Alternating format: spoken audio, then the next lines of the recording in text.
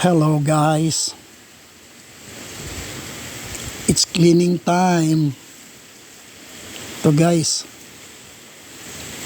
medyo kasi matagal na kaming may 3 months na ba tayong hindi nagbike? Sobra 3 months.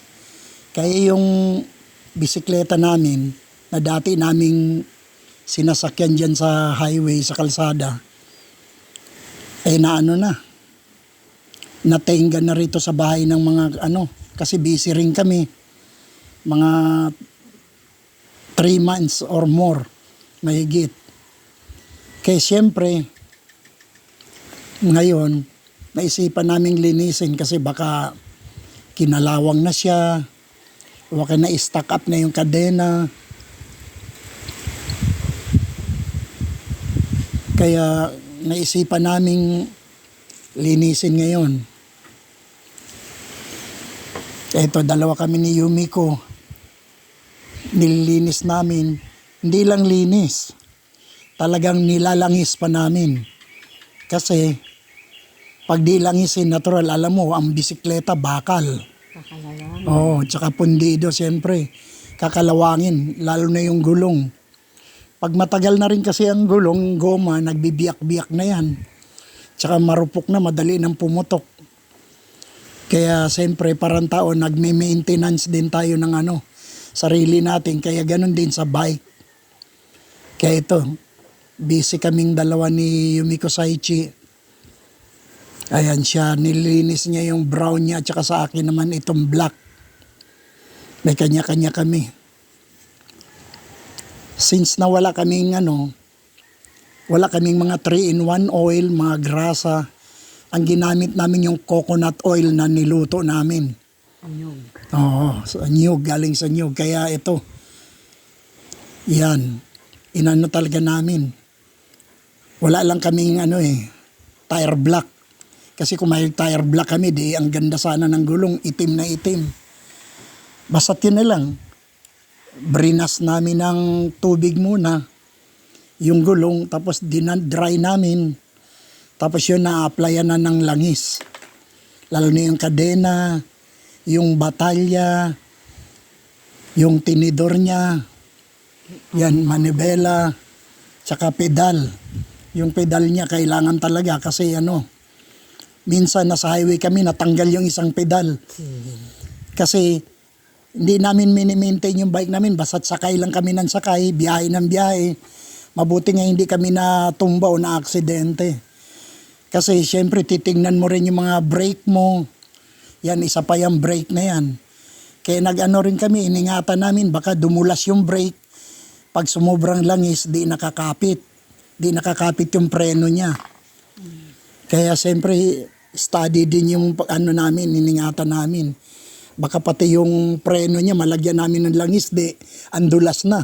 Hindi nakakapit. Yan. At saka, pagtapos nito, gagamitin namin uli sa highway, magpapatakbo kami uli. Kasi long time no use ang bike namin. Kaya ngayon, yan, gusto kasi namin, maipakita namin sa mga tao na malinis yung bike namin. Kung gaano kami kalinis, mamustora, kailangan ganon din kalinis ang bike namin. Nakakaya naman kami, namumustora kami, tapos yung bike namin, naglilimaid sa putik, alikabok. Kaya guys, sana kung may bike din kayo, ganun din ang gagawin nyo, parang aalagaan nyo rin na, parang personal talaga na na pag-aari. Yan, dito kami sa open kitchen namin. Sa may dirty kitchen kami naglilinis at saka naglalangis ng Yan, ako naman nakaupo doon sa hamak namin, yung duyan. Yan, may nakatakipang may nakatakipan tela kasi minsan yung init pumapasok, tsaka minsan yung ulan, umaanggi. Kaya sana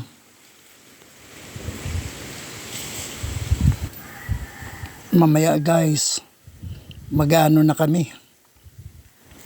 magbabike kami, titestingin namin sa highway kung ganun pa rin ang takbo niya matapos siyang linisin. Kasi gusto namin, pag ginamit namin yung bisikleta namin, in good running condition.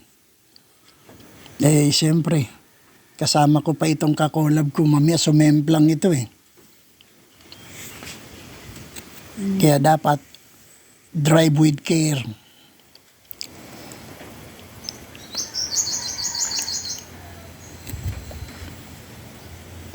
Baka yung pag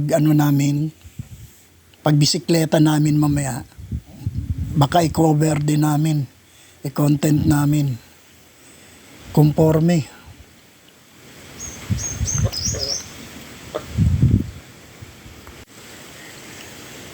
Bago kasi namin in-standby yung bike namin dito sa house, ginamit namin siyang pang-i-give. Kasi dito sa nag-shortage ng water dito sa Napsan. Sobrang init nun. Tapos walang tubig. Ang hirap maligo. Lahat ng mga tao doon na sa poso Sa ilog. sa ilog yan. Doon na naliligo sa ilog. Isa na kami ron. Tsaka yung nag-iigib dyan sa poso ng mga pansaing. Kaya para hindi kami mabigatan, ginawa naming service yung aming bisikleta. Doon namin kinakarga yung mabibigat na nagsakripisyo din yung bike namin at saka gulong namin. Kaya lang, no choice. Lalo na yung kakolab ko, babae pa, magbubuhat siya ng mabigat. Di ba kakayanin naman niya pero puwersahan yun. Ayoko naman mangyari yun. Hindi baling masira yung bike, wag lang magkasakit yung taong nagbubuhat.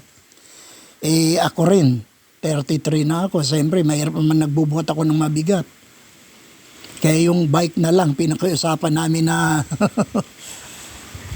siya na ang magpasan. Kaya yan, mga bote ng malalaking 1.5 na Coke, iba-ibang soft drinks at saka yung blue gallon. Yung blue gallon. Mahirap talaga ang ngayon. Ang panahon ngayon naman, dahil Hunyo na, tag-ulan naman. Yan, magsawa ka naman sa tubig. Kasi dito sa inano namin guys, meron kaming di kuryenteng pump sa baba. Ang tubig niya doon sa balon galing, iakyat ng hose. Mga ilang metro kayang hose na yan? Mabot kayo sa mga 25 meters or 30. 25 meters? 25 meters na hose guys, nandoon sa pinakababa sa may ilog, sa balon. Ngayon, pag pinaandar yun, naakyat yung tubig dito sa hose at saka pupunuin lahat ng mga drum. Yung mga drum, yung mga balde.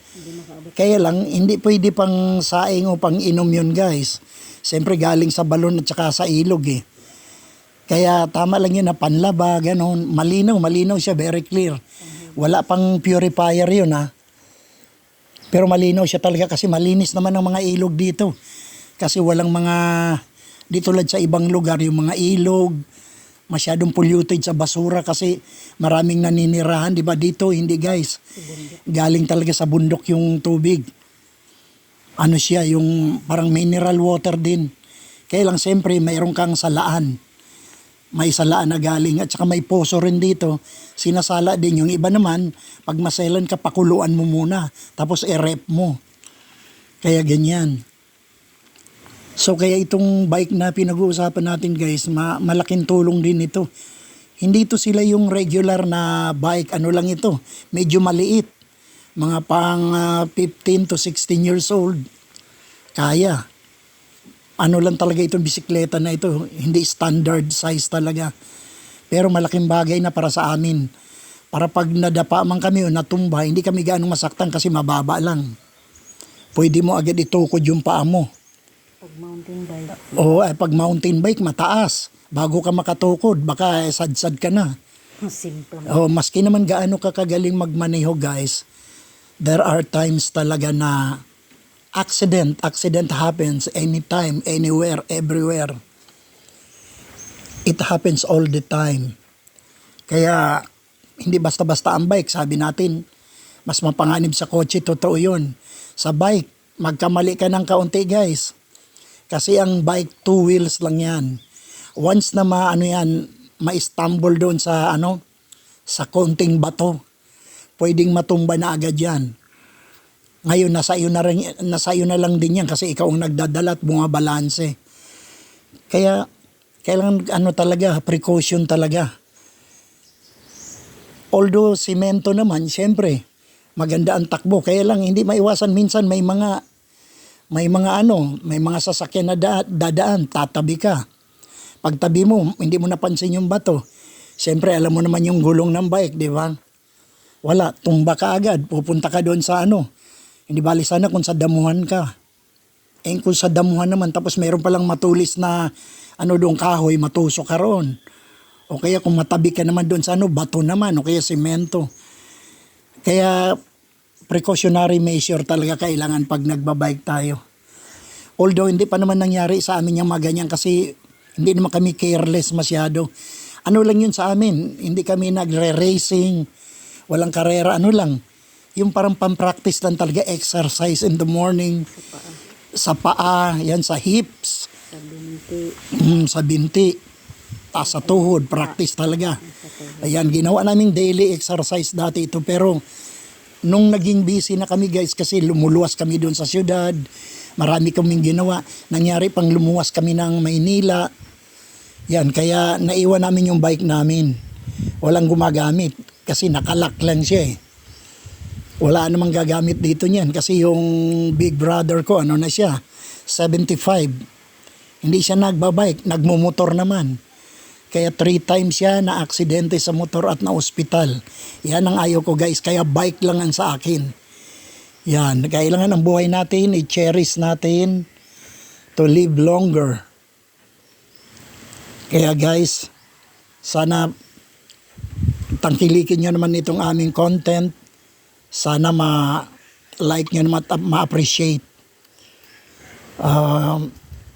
Medyo time is running out. I guess it's time for me to say bye-bye, take care, and mega love shout out sa ating mga kakolab, sa member ng Team Lani, lalo na sa aming butihing admin na si Lani Gabiano. Yan. Guys, Bye-bye. thank you so much for watching and hope to see you again. Bye-bye. Bye-bye.